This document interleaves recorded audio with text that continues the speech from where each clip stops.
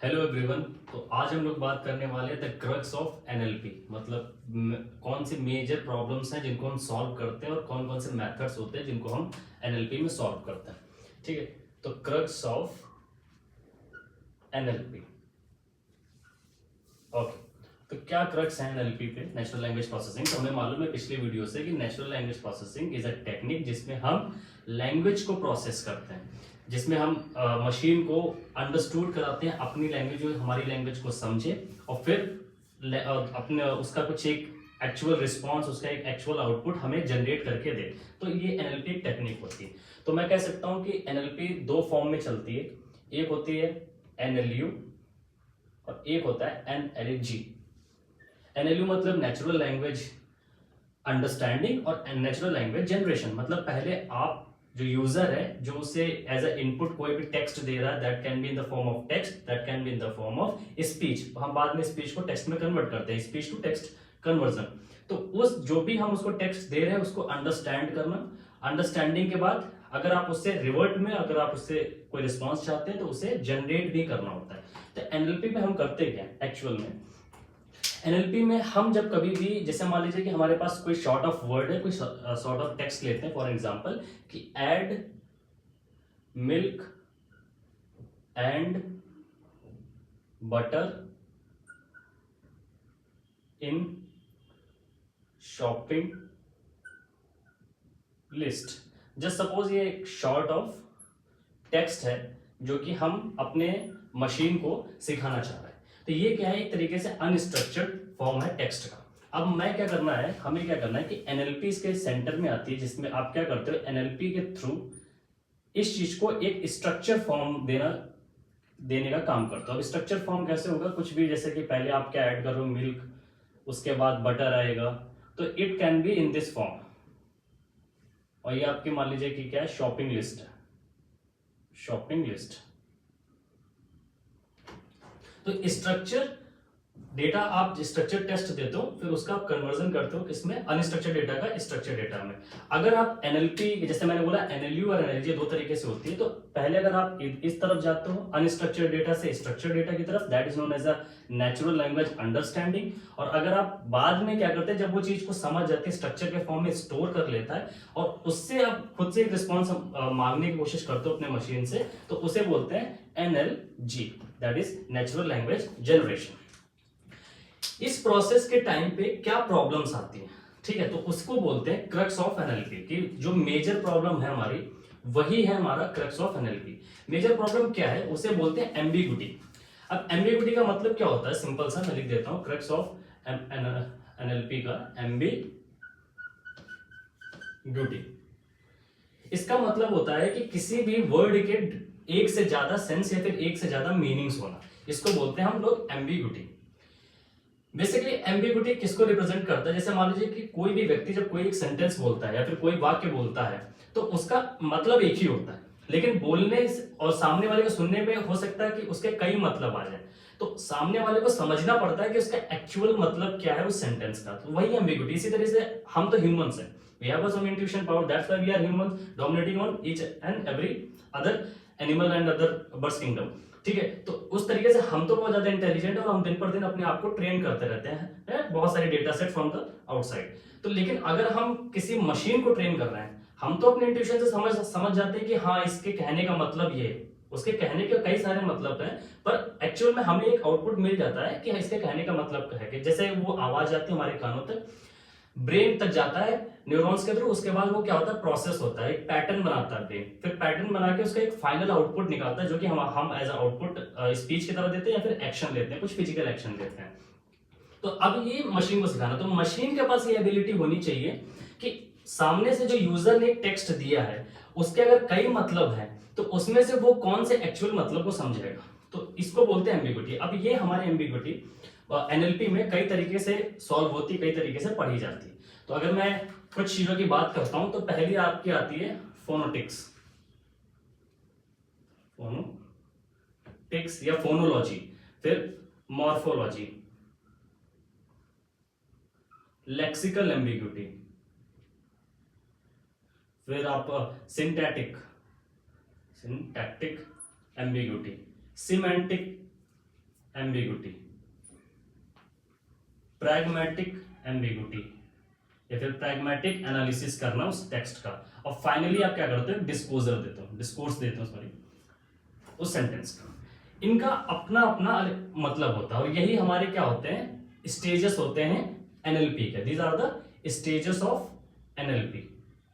अब इसमें करते क्या है, तो मैं आपको एक ओवरव्यू दे देता हूं, बाकी इनको अलग से डिटेल में पढ़ते हैं, इनके सबके अपने अलग अलग डिफरेंट एल्गोरिथम्स होते हैं। फोनेटिक्स का मतलब क्या होता है, जैसे कुछ इंग्लिश में एक होता है ना होमोफोन्स, एक तरीके से सुनाई देने वाली चीज है और उनके अलग अलग मतलब। जैसे मैं बोलूं I am going to the bank, अब यहाँ पे बैंक क्या है, फाइनेंशियल बैंक है कि रिवर बैंक, तो ये क्या हो जाएगा, फोनेटिक्स में आएगा। इसमें एक और आता है डिसफ्लुएंसी, जैसे कि हम लोग कभी मान लो कि मैं कोई सेंटेंस बोलता हूँ कि मैं आपको ये पढ़ाने जा रहा हूँ, मैं ऐसे बोलूं मैं आपको ये पढ़ाने जा रहा हूँ, तो मैंने जो स्टार्टिंग में एक मरमरिंग साउंड लगाया ना उसका एक्चुअल में कोई मतलब नहीं है, तो ये हमारे मशीन को समझना पड़ेगा कि इसका कोई मतलब नहीं है, उसके आगे वाले सेंटेंस का मतलब है। तो ये सब क्या आता है, फोनेटिक्स में आता है, जिसमें हम साउंड्स के साथ कंसर्न करते हैं। तो मैं यहाँ पे लिख सकता हूँ जिसमें हम साउंड के साथ कंसर्न करते हैं। मॉर्फोलॉजी का मतलब होता है उस वर्ड को, पूरे सेंटेंस को एक वर्ड्स में तोड़ना, मतलब डिफरेंट डिफरेंट वर्ड्स में तोड़ना। वो क्यों तोड़ना है, वो बहुत ज्यादा इंपॉर्टेंट है। जो हम एनएलपी में कुछ स्टेप्स परफॉर्म करते हैं, उस टेक्निक के जो एल्गोरिथम्स होते हैं, उसमें हमें पूरे सेंटेंस को अलग अलग वर्ड में तोड़ना होता है। फिर हम क्या करते हैं, उन वर्ड्स को एक दूसरे से कनेक्ट करते हैं कि किसकी इंपॉर्टेंस या फिर किसका कनेक्शन किसके साथ है, ये जानने के लिए। तो हम क्या करते हैं कि वर्ड्स डिक्शनरी हम यहाँ पे काम करते हैं। तो यहाँ पे हम क्या करते हैं, वर्ड को तोड़ते हैं।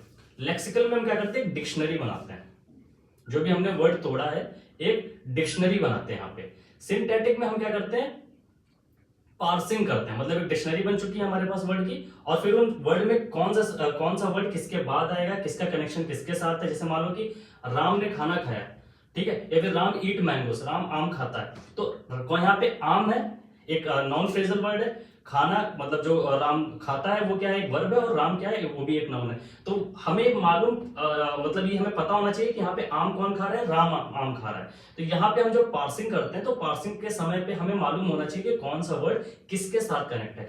उस वर्ड सिर्फ एक चीज के साथ कनेक्ट है, डिफरेंट चीजों के साथ कनेक्ट। जैसे राम आम खाता है और पानी पीता है, तो यहाँ पे पानी भी जो है और जो आम है वो दोनों किससे कनेक्ट है, राम से। तो ये हम पार्सिंग के टाइम पे करते हैं। और पार्सिंग बेसिकली हम यूज करते हैं डिसीजन ट्री। डिसीजन ट्री एक डीप लर्निंग न्यूरल नेटवर्क का एक मॉडल है या फिर एक तरीके का एल्गोरिथम है, जिसमें हम पार्सिंग करते हैं ट्री फॉर्मेशन बना के। यहाँ पे राम आ गया, फिर यहाँ से ऐसे, फिर ऐसे ऐसे एक ट्री बनाते हैं, हम इसको डिटेल में देखेंगे। फिर आता है सिमेंटिक। सिमेंटिक का मतलब होता है कि जो कुछ भी आपने पार्सिंग करी है, एक दूसरे को वर्ड कनेक्ट किया है, उससे फाइनल मीनिंग क्या निकली, meaning of the sentence. Then you come to the pragmatic.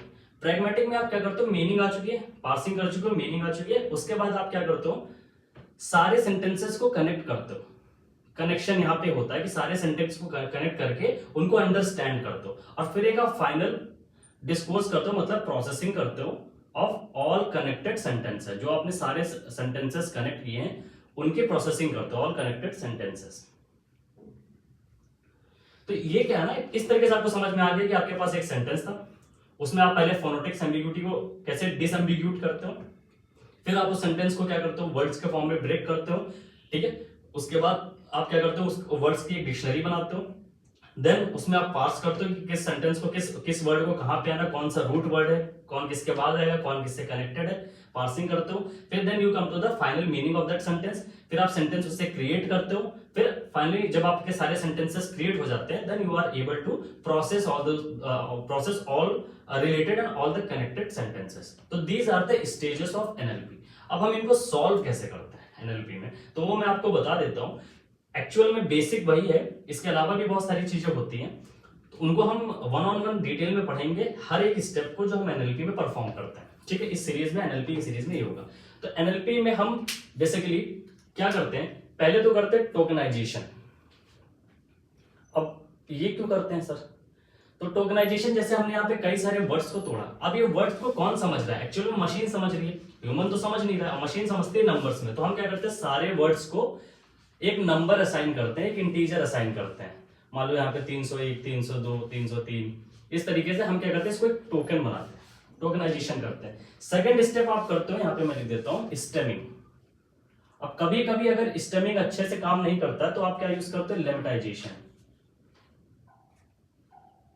ठीक है, ये दोनों में से आपको देखना पड़ता है आप कौन सी चीज यूज करोगे। मैं इन सारे स्टेप्स को, पहला स्टेप आपका tokenization, second stemming, third lemmatization, second stemming और लेमेटाइजेशन, थर्ड आप क्या करते हो टोकनाइजेशन के बाद होता है। फिर आप करते हो part of speech tagging, part of speech tagging.